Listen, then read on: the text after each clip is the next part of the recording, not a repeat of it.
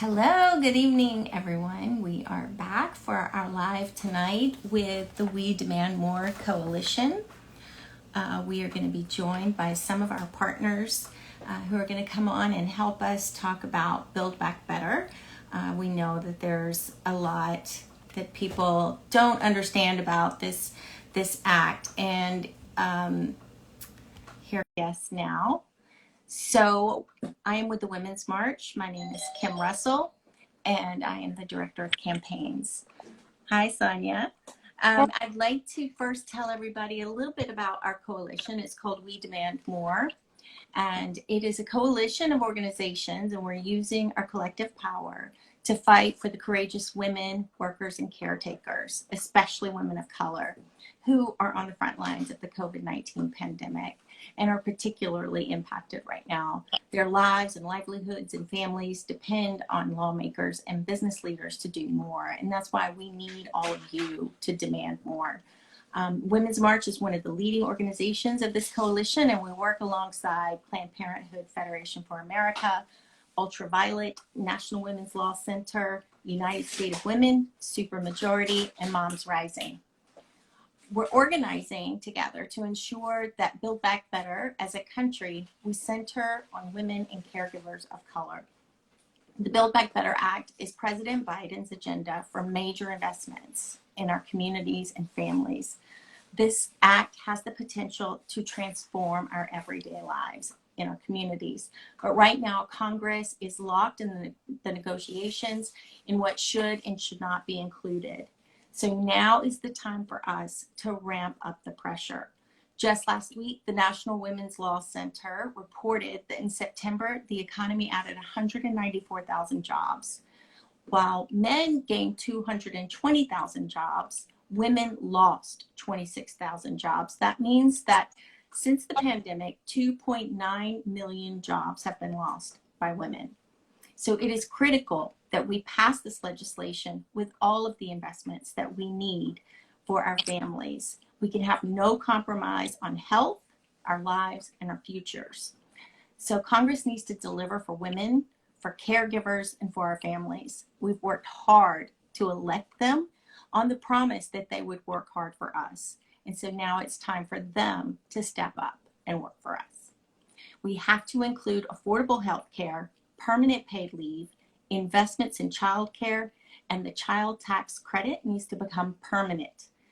We will be joined tonight by coalition partners who are going to share what's going on with Build Back Better and how these policies and negotiations are going. So first, we're going to hear from Sonia, who's the co-director of the We Demand More Coalition. Hi, Sonia. Hello, can everyone hear me okay? So I hope you're well. Can you please introduce yourself to everyone and also talk about the Build Back Better Act negotiations, how people can get involved, and one more thing, we also want to hear, because we're hearing that people think that the Build Back Better Act will create like an entitlement society, which I don't think there's anything wrong with entitlements, but I would love to get your thoughts on that too. So please tell us more. Yeah, can everyone hear me okay? Great. My name is Sonia Spoo. I am the co-director of the We Demand More Coalition and the director of reproductive rights campaigns and federal campaigns at Ultraviolet. Ultraviolet is a 1.2 million member strong feminist advocacy organization that works to bring about a feminist future for everyone. And thank you so much for hosting this, Kim. Women's March is amazing. I know you guys are coming off of an incredible weekend of activity on October 2nd with our abortion justice rallies. Huge round of applause to Women's March and everyone involved in that for all the work it took to get off the ground and the importance of gathering together and marching for our rights. So speaking of gathering together and taking action, we are truly on the cusp of perhaps the biggest investment in our families and our communities since the Great Society in the 60s. President Biden's Build Back Better agenda is one that is premised on centering women, caregivers, and families in our economic recovery, because we cannot build back better without building back for women. Women have borne the massive brunt of this pandemic on their backs. The pandemic has preyed upon historical inequalities that have festered for far too long, neglect of our care systems, a lack of paid leave, lack of investment overall in our children and families, lack of investment in jobs that especially employ women. And we now have opportunity to really shift that.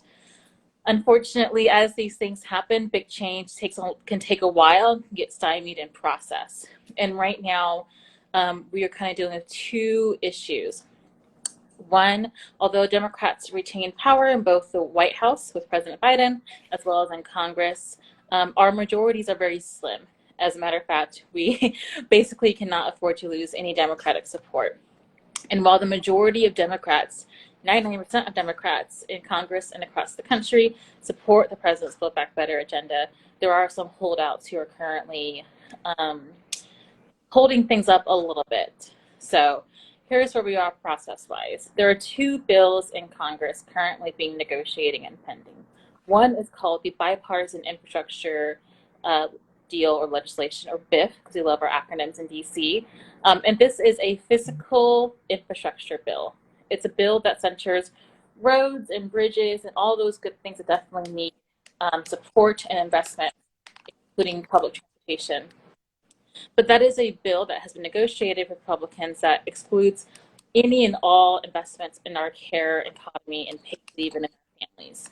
And we know that while roads and bridges are important, if people cannot work because of childcare issues or cost, or they cannot keep working because of paid leave issues and not have access to sick leave or family medical leave, all the roads and bridges in the world are great, but ultimately they primarily serve male jobs that employ men and not women and don't help our families get to work as they need to. So the second part of the president's agenda is included in what's called the Buildback Better Act, which is currently going through a process called reconciliation. Reconciliation is simply a budgetary process that Congress goes through, and it allows for bills to be passed on simple majorities. Unfortunately, because we still have the filibuster, which is a parliamentary process that the Senate requires 60 votes to pass legislation, we have to pass a lot of things to reconciliation, which is a simple budgetary process that only requires a majority of 50 votes to pass. Just a quick non sequitur, the filibuster, which is a relic of Jim Crow, definitely has to be abolished so we don't have to keep trying to jam all of our priorities and important programs into one bill a year to get passed. Yeah.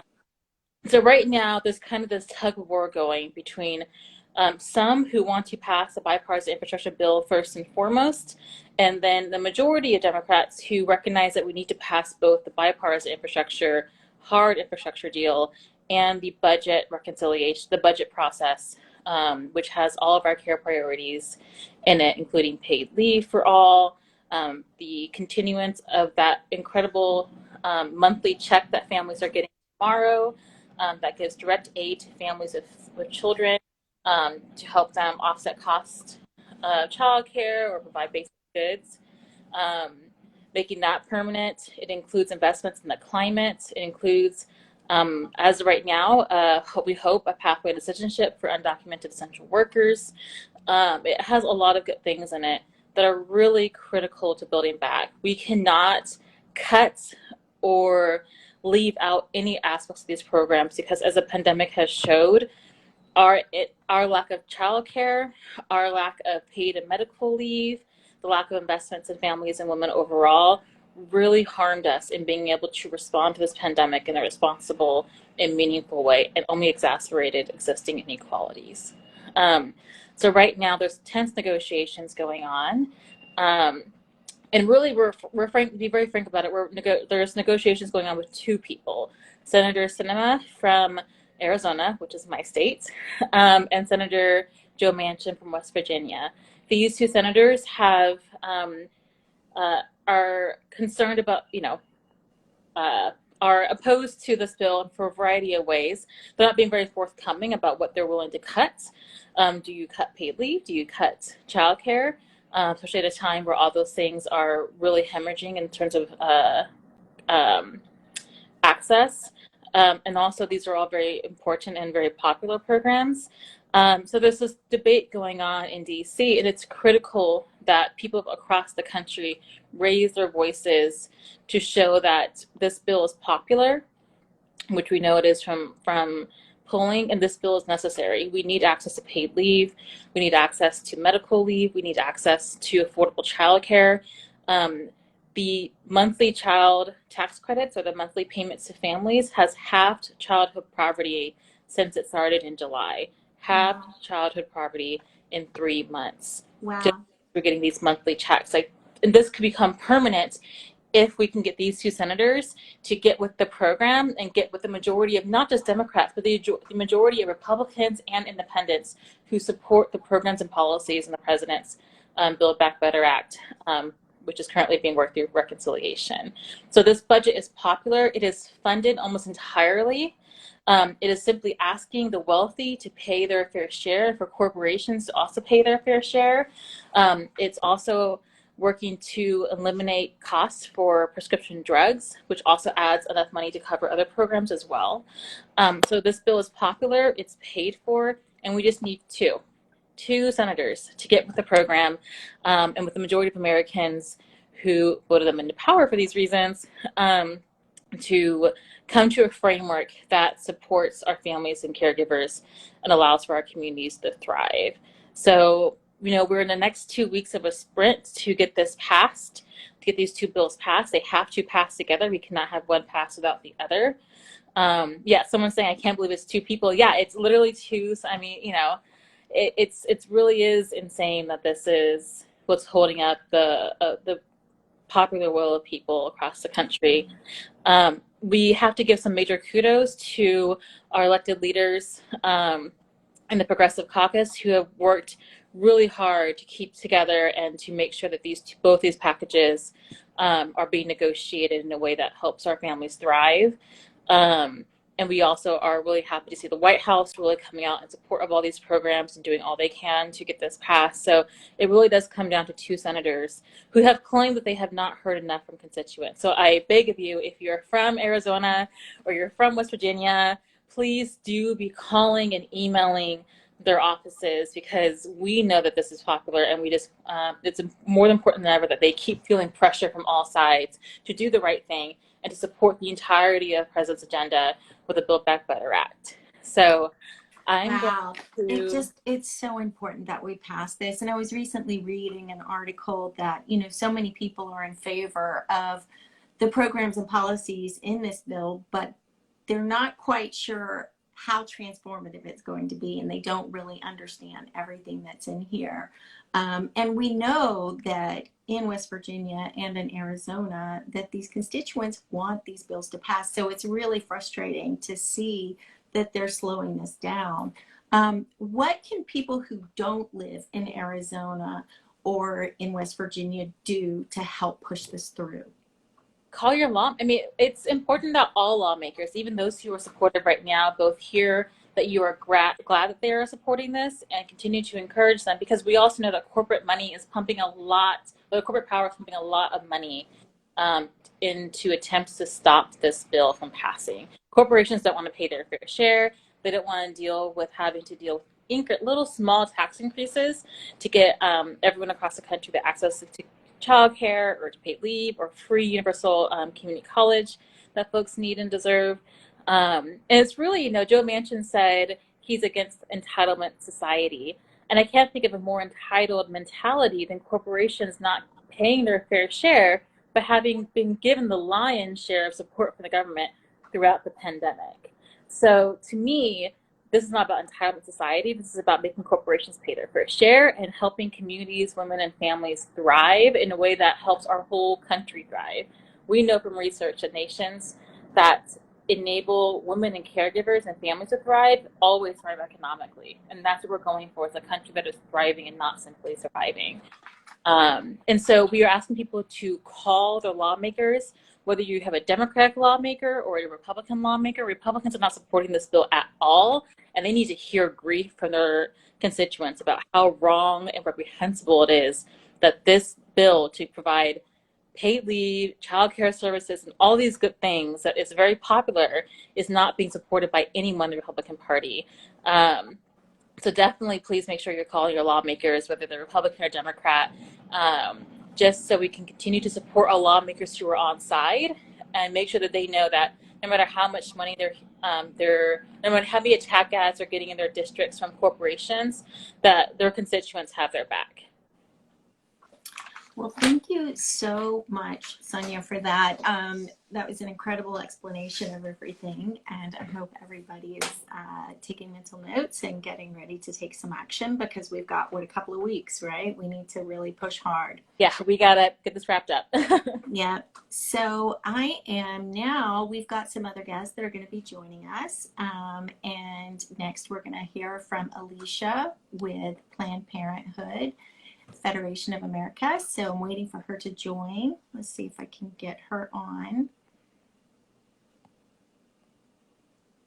Gonna invite Alicia now. Okay, she should be coming on. Hi, Alicia. Hi, how are you? Can everyone hear me? Yes, I can hear you fine. Thanks so much for joining us tonight. We're excited to have you. So I want to talk a little bit more about the priorities of Planned Parenthood and We Demand More. And I want to hear about affordable health care, including sexual reproductive health and the Buildback Better Act, and how those are working together. Yeah, sure. And thank you so much for having me on, Kim. It's such a pleasure to be here. So Planned Parenthood and We Demand More are focusing on 3 key priorities right now in Build Back Better. And all of these center sexual and reproductive health and are really positive for women and caregivers. The first one is closing the Medicaid coverage gap, which would expand Medicaid to the 12 states who have refused to expand for more than 10 years and have blocked over 4 million people out of coverage.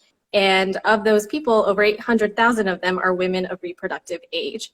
So that's a tremendous proposal. The second one is to make the American Rescue Plan subsidies through the ACA permanent. And that proposal is expected to extend coverage to nearly 1 million families, parents, and children. So that is also a really big step in increasing access to care. And then the third proposals are a set of proposals around investing in maternal health care. Unfortunately, the United States leads the developed world in its maternal mortality crisis, and it disproportionately affects women of color, in particular Black women who face racism in the clinical setting time and again. And so there are several proposals there to expand coverage as well as work on different things to really make headway in that crisis.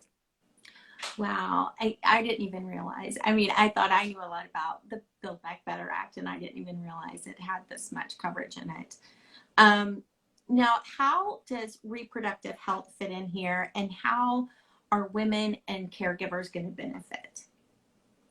Yeah, so all 3 of these proposals really do benefit women, caregivers, and center sexual and reproductive health. I'll start with the first one, with closing the Medicaid coverage gap. As I said earlier, over 800,000 of women of reproductive age would gain access to Medicaid if Medicaid was expanded in the 12 states that haven't done so. And Medicaid is a really vital program for women. Already 1 in 5 women of reproductive age use Medicaid to access health care, and Medicaid expansion in particular has shown time and again to reduce economic and race-based disparities. With it, people have increased access to birth control, to STI screenings, and other essential sexual and reproductive health services. So closing the Medicaid coverage gap is really crucial in centering women, in increasing access to reproductive health services, and it really makes a big impact for women of color who are disproportionately enrolled in the program due to systemic barriers and inequities that they face in their everyday lives. With the other 2 proposals, so as I said earlier, making the American Rescue Plan subsidies permanent would extend coverage to nearly 1 million parents and children, and that is tremendous for working class families. So many working class families are struggling to make ends meet right now, to put food on the table, and giving them access to healthcare really provides them the tools to live, the way they want to right now. And then for the third one, in terms of investing in maternal health, this is really, really exciting. Buildback Better Act really centers women and equity and future caregivers for the reasons that I mentioned. There is an ongoing maternal mortality crisis, and it really does affect Black women who die up to 3 times more the rate of white women because of pregnancy-related complications. And so the health outcomes are staggering in that area. And so some of the things in there include making sure and making permanent the American Rescue Plan state option to expand Medicaid coverage for a full year after giving birth. That is super important because a lot of those pregnancy-related complications we see happen in that year after giving birth, and that is when a lot of people lose their health insurance, especially through Medicaid right now. And there are other investments in telehealth to increase access to care, to offer implicit bias trainings for medical providers to really curb the effects of racism, and other investments as well in maternal health. So really exciting things that are really, really positive for women, caregivers, and working class families writ large. Wow, it's really incredible and encouraging to think that this is within our grasp. I hope everyone watching knows that we have the power to make this happen. We just have to really pressure Congress. So what about affordable health care in the current negotiations? So if we are able to do all of this and get these things in Build Back Better, then affordable health care is here to stay, right? Hopefully. Well, it's exactly like Sonia said. We are on the cusp of something really, really big. And I think, as of now, negotiations on the Medicaid coverage gap, it's very popular, as Sonia said earlier when she was talking. All of these proposals are extremely popular with the American public, and they're extremely popular with the House. So they were included in the 2 bills that we've seen already. But, they are undergoing negotiations. And so it's just a reminder that we all have to reach out to our Congress members, and we have to tell them that we care about healthcare. These investments are necessary for us to move forward in this pandemic. There's the pandemic, which is a public health crisis, but then we have lots of mini public health crises within those too. And so all of this is very interrelated. So we don't know what's going to happen when they go to the Senate. The Medicaid coverage gap is, as always, an expensive solution compared to some of the others, but there is tremendous support for all of these proposals. Wow. Well, this is exciting. And so the House, I take it, is working with the Senate so that they are passing something that's going to get through the Senate. Only 2 senators, only 2 senators keeping us from this incredible opportunity. And well, thank you so much for being on, Alicia. Is there anything else that you want to add? Yeah, I guess I'll add that Planned Parenthood actually released state-by-state fact sheets a couple weeks ago to really provide more information on the Medicaid coverage gap. And those are really amazing fact sheets that detail the state-by-state impacts, how many women of reproductive age would be covered if we expanded Medicaid in these 12 states, how many services we could see, birth control services, STI screenings, and other sexual and reproductive health services. So I totally recommend those resources to people, especially if you're in those 12 states. Contact your member in Congress and tell them of your support for closing the Medicaid coverage gap so that women and caregivers and families can get the coverage they need. Wow. Well, thank you so much for joining us tonight. We really appreciate it, and it's so helpful to hear everything you have to say. Next, I will say goodbye to you now, and I'm going to bring on Whitney from, let's see, Whitney's coming on and joining us from the National Women's Law Center. And let me see if she is requesting to get in. Yes, here she comes now.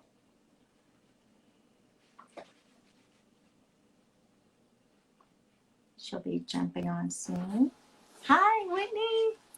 Hi, Kim. It's so good to see you. Thank you for having me today. Thanks so much for being here.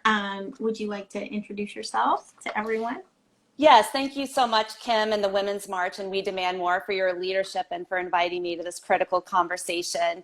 My name is Whitney Pesic. I am the Director of Federal Child Care Policy at the National Women's Law Center, and I'm actually a former child care provider myself. Awesome. So I have a couple of questions for you. First, I would love for you to tell us, why is child care and the child tax credit necessary for women and caregivers? Absolutely. So child care and the child tax credit are absolutely critical for women and caregivers to support themselves and their families during the pandemic and beyond. For the child care and early learning sector, the pandemic has laid bare and exacerbated the deep inequities of a child care system that relies on families paying unaffordable sums, child care providers being provided poverty level wages, and too many communities across the country lacking sufficient workforce or facilities to meet the child care demands. The Buildback Better Act would mean that low and middle income families would pay no more than 7% of their income on childcare. Providers would be paid a living wage and would build the supply so that families can access the care that they need. To add a little bit more to what this actually would mean for families, under Build Back Better, the typical family in 32 states would save more than $100 a week on childcare expenses. And additionally, more than 8 million children could be served by the child care and preschool proposals in Build Back Better. And that 8 million is 11 times more than the children that are currently served today. Additionally, the Build Back Better Act would mean that there would be more than 2 million jobs across the country, and that would be 200,000 jobs in preschool and 340,000 jobs in childcare each year. It would also reduce the motherhood penalty by 1/3, from 15% of a mother's annual earnings to 10%. That would result in a combined increase of $24 billion in earnings among mothers with young children. As everyone knows, women need childcare to get back to work, providers need better wages to provide for themselves and their families, and children need a strong foundation for future learning. In addition to a once-in-a-generation size investment in childcare and pre-K, Build Back Better would also extend the largest ever tax cut for families with children through the expanded child tax credit. Women, especially women of color, are using the expanded child tax credit to provide much needed stability for themselves and their families. The most recent Census Household Pulse survey showed that women of color are using their advanced child tax credit payments to pay for necessities like food, childcare, rent, mortgage, and to pay down debt. The child tax credit payments are providing much needed help to all low-income families. A recent study by the National Bureau of Economic Research showed that the child tax credit is already reducing food insufficiency. The first monthly payment decreased food insufficiency among low-income households with children by 7.5%. The Center on Poverty and Social Policy found that the second CTC payment in August lifted 3.5 million children out of poverty. And that goes back to what Sonia was saying about really the transformative effect that this has had on child poverty in the United States. That's astounding. So currently, the child tax credit, the CTC, is set to stop happening after December of this year. Is that correct? That is correct. If we can keep this as part of the Build Back Better package and get it passed, then that would become a permanent fixture in our lives. So Absolutely. If it's pulled that many children out of poverty in just a few months, imagine what it can do if it's allowed to continue. Or if the rug was ripped out from these families that have now been able to rely on this, and to take that away would just be devastating. Right. Wow. It is truly transformative. I mean, this will have a lasting impact on the day-to-day lives of women in this country everywhere. Absolutely. So I know there's a lot of intense negotiations happening right now, a lot of leave this out, keep this in, take money away from here, and just a lot of that going on. How is child care and the child tax credit faring right now in these negotiations? That's such an important question, Kim. Thank you so much for asking that. So the child tax credit expansions continue to play a major role in the discussions about what should be included in the Build Back Better agenda. It's our hope that the package will make permanent the improvements in the child tax credit, including making it fully available to all low-income families, as well as restoring the benefit for immigrant children. However, some members of Congress want to take that credit away from children whose parents do not have earnings, which would disproportionately harm families of color, people with disabilities, student parents, and low-paid gig workers. And that's just totally the wrong approach to take, because the credit actually promotes work by helping parents make the work and childcare decisions that are best for their families. A recent study from Humanity Forward found that nearly 94% of parents are doing either the same amount of paid work or more since the child tax credit payments have started. So it's really not even a real argument. Right. And unfortunately, childcare is also on the chopping block during negotiations, as again, some members of Congress are pushing for lowering the top line investment. And that goes back to what Sonia was saying. The two senators, are really the ones leading the charge, saying that we are spending too much money in this package. But I think it probably goes without saying that a lower top line means cuts to the programs in the Build Back Better Act, which would include childcare. We don't know, obviously, how much the cuts will be, but what we do know is that any cut is unacceptable. Every dollar is needed to ensure that families can afford high-quality childcare, that providers are paid a living wage, and to build the supply so that every family can access the care that they need. I can't believe we're two senators away from this. It's just blowing my mind. I mean, like you said, any cut at all to any of these programs would have dire consequences, and our children should be our biggest investment. Wow. Thank you again so much for coming on. Is there anything else that you wanted to add?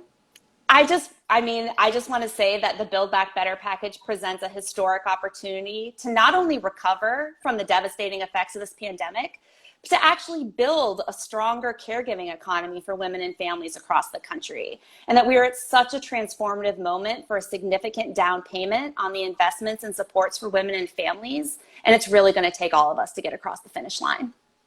I agree. And it's my understanding that we have the money we need to pay for it. So yes. That's not even the issue. If we can collect fair taxes from the super wealthy and corporations, then we have what we need to cover this. So to me, it's a no-brainer. We don't need any cuts. We can do this. I just hope everybody watching right now understands how close we are to passing just really transformative change, like change we haven't seen since probably Roosevelt, I would imagine, or even bigger change. It's a truly epic piece of legislation, and I hope everyone is working super hard to get it passed. So I will say goodbye to you now. Thank you so much, Kim. Thank you so much for joining us. Bye. And now I am going to bring on Raven from Paid Leave for All. Let me see if I can get her in here, because that is part of the package as well. And like we're all saying, we can't afford to lose any of this. We can't have any cuts. We all need to be calling our Congress people, our senators, our House reps, just call everybody nonstop until they understand how much support there is for this. Let's see if I can get Raven on now.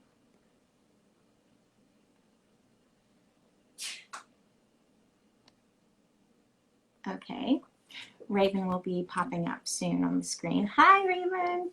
Hi, how are you? I'm great. I can hear you very well. Thanks for jumping in on this call. I've learned so much already. Have you been able to watch? There's every time I'm learning. Every time we have a live, I learn about more that's in this package, and I'm just astounded at how incredible it is, and how full and robust and transformative it is, and how close we are to passing this. Absolutely. So you are with Paid Leave for All, who is part of the We Demand More coalition.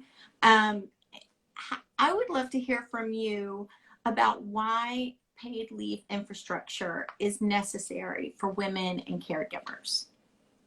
Yeah, absolutely. The reality is that, 4 in 5 American workers do not have access to paid family leave through their employers. And, almost 60% of workers do not have access to even only have access to unpaid family and medical leave. And so when we look at that and we think about what we've just been through as a country, through a pandemic, we recognize that everyone needs time to care. And so it is, if it wasn't urgent before, it's even more clear how urgent it must be now. Wow. So you said 4 out of 5? Yes, 4 in 5 workers do not have access to paid family leave through their employer. So if someone without paid leave benefits got COVID and they were sick for 5 weeks, what happened? Did they just lose pay? Yes. And I think that's the dire reality that many folks in this country have had to deal with, particularly women of color. And the reality is that folks have had to choose between taking care of themselves, their loved ones, or getting a paycheck.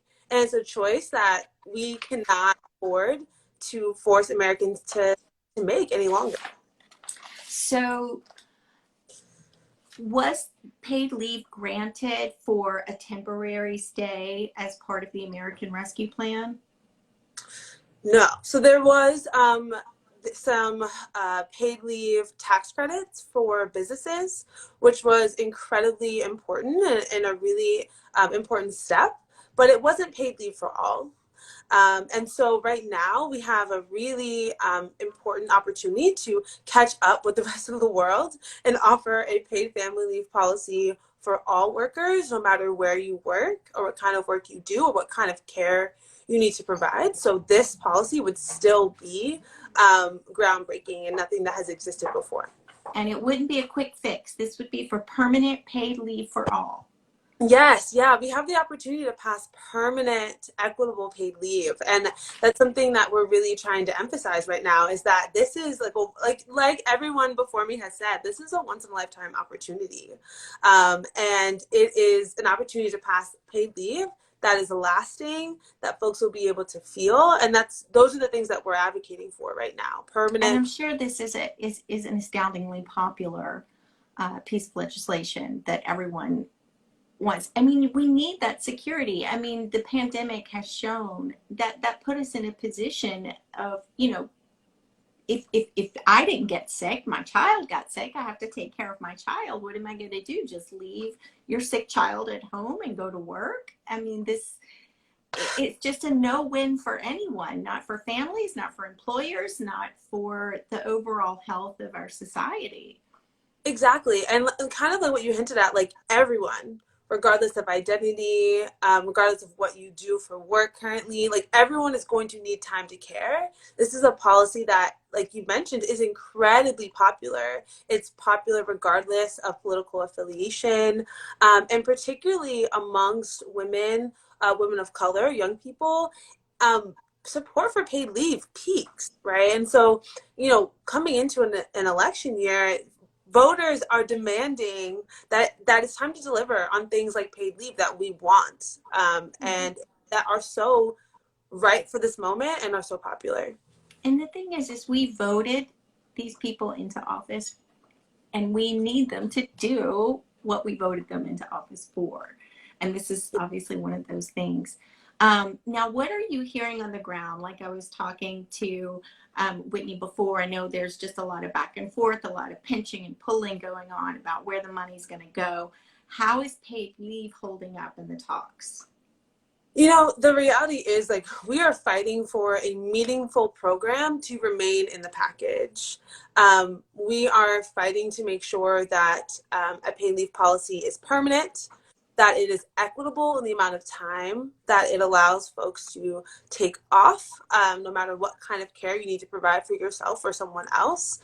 We're optimistic and we're hopeful that paid leave will be included, may continue to be included, but we believe that it must pass, that it is not an option, this time around. It can't be delayed. It is a must do.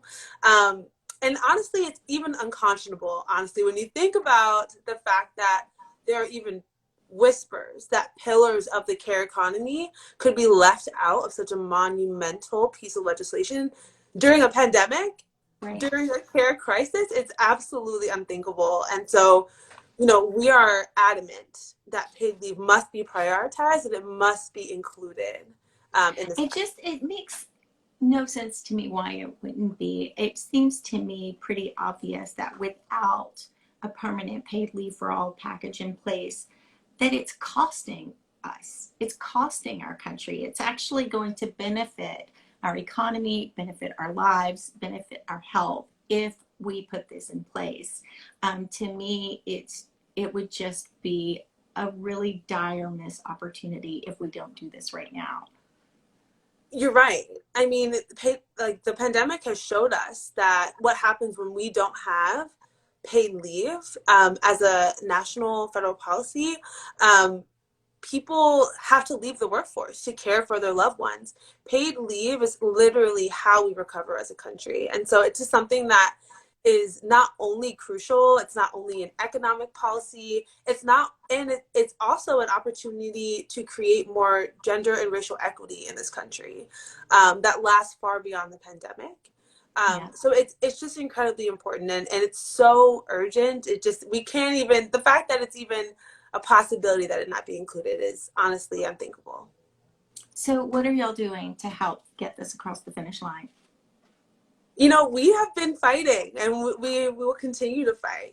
This summer we got on a bus around the country, making the case for paid leave with a variety of folks, just kind of showing how broad the support and the coalition is for this issue. And we're continuing to bring that momentum into the fall. Just today, we had a rally in Washington demanding that it's time to deliver on paid leave. And we will continue to make our voices heard, to demonstrate how popular the policy is until we get this thing through the finish line. Well, we will be rooting with you, and I really appreciate you joining us tonight, and we'll get this done. I mean, we have to. This is an opportunity that we can't let slip away. Yes.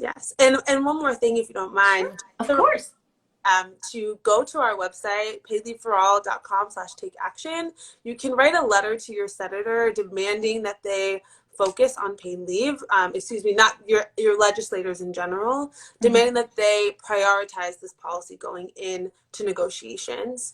And you can also follow us on Instagram and keep track of any current actions we're going to be taking. And finally, go ahead and just call your legislator. Let them know tomorrow, open the moment that business is open.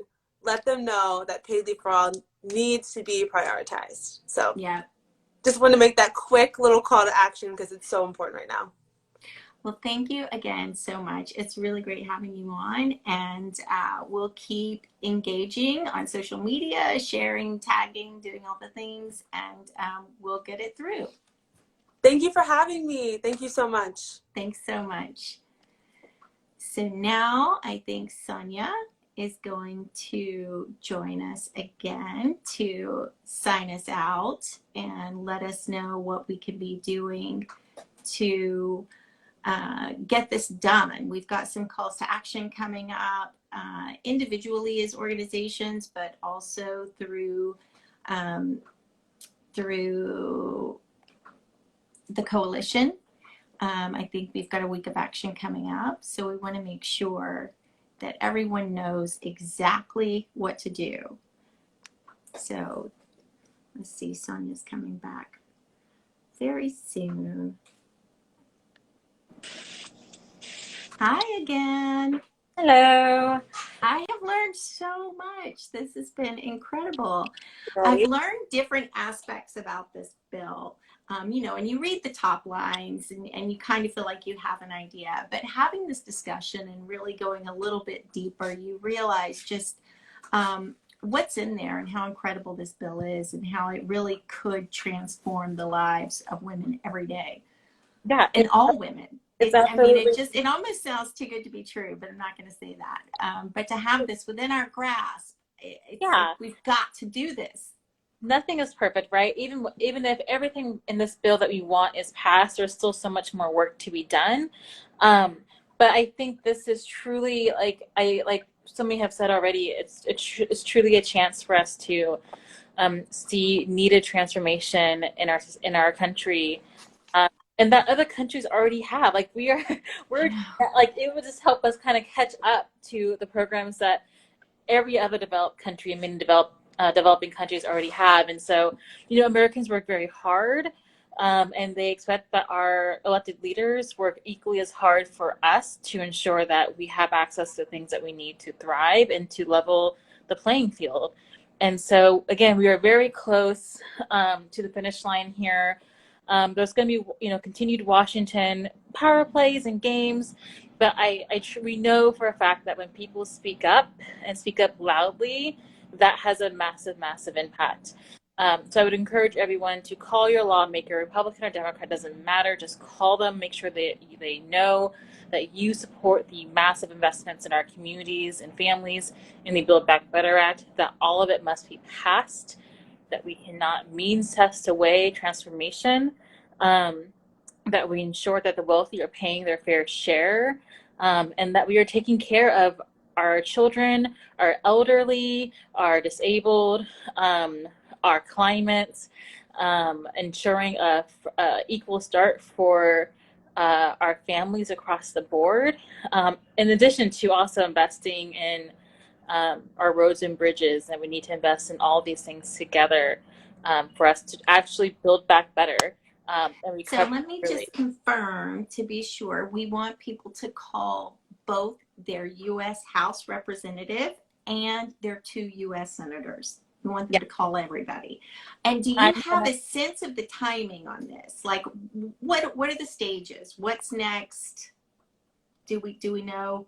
yeah. So right now they're negotiating just kind of a basic outline for what will ultimately be in the bill. So basically, there's been this kind of artificial sense of crisis and scarcity about what we can fund in the bill. And again, we can fund every bit of this of the transformative policies that were talked about today and the ones that have not been talked about, right? Right. And I even heard too that the international community is also okay with these tax increases for corporations, so that will help us too and give us a stronger leg to stand on. So even internationally, we have cover with this plan to get people to pay fair taxes to cover this.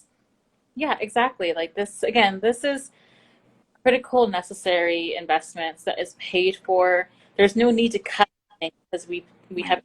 paid for if we just simply raise taxes at a reasonable level on the wealthy. And to be clear, wealthy is not, middle class. We're talking about millionaires, Mm-hmm. people who have more than enough money to actually pay their fair share, and corporations who have for too long been given so much money from taxpayers, both during the pandemic, but also during the recession, through various corporate loopholes. And now it's time for them to give back to the taxpayers that have helped their businesses grow and thrive, so that way our families can grow and thrive. And so we would encourage everyone to call their lawmakers, and make sure that it's important they hear that there can be no cuts or compromises on this bill, that we need all of these things in it, that we are owed all these things, and this is why we put them into power, so that way they can pass these kind of transformative pieces of legislation that help us, thrive and just bring us into the 21st century fully, finally, with our policies. We can do it. We're just 2 senators away. 2 senators away. 2 senators away.